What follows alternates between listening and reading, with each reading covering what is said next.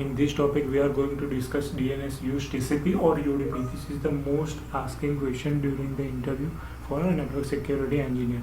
So we are going for a discuss of this topic.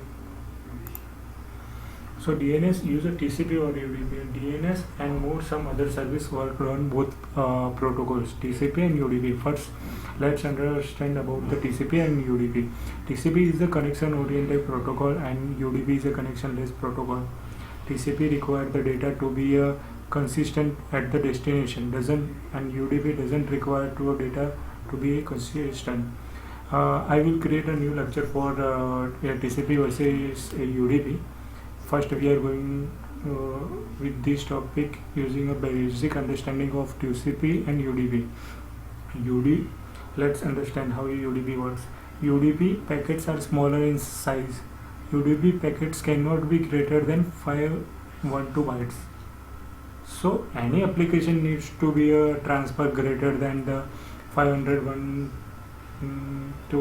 bytes require a TCP in a place. DNS uses both TCP and UDP for a valid reason. We have described the below.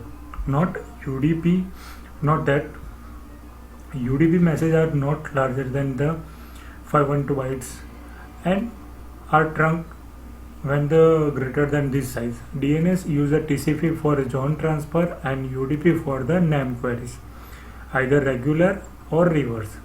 UDP can be used to exchange small information where TCP must be used to exchange information larger than 512 bytes. If client does not get a response from the DNS, it retransmits the data using a TCP after 3 to 5 seconds of interval.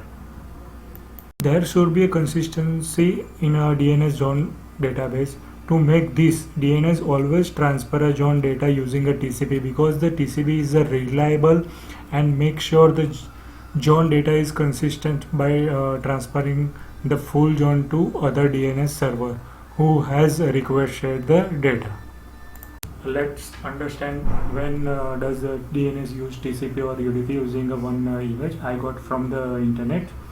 So here is the DNS server, and if it's query or reply using a UDP protocol, or if it's require to zone transfer, it's use a TCP. And the answer is DNS is mostly used at DNS port 53 UDP, but as a time progress, DNS will rely on the TCP port 53 more heavily. DNS has always been designed to use both TCP and UDP port 53 from the start, with UDP beginning the default and fallback to using a TCP when it's unable to communicate on UDP. Typically, when the packet size is too larger to push through in a single UDP packet.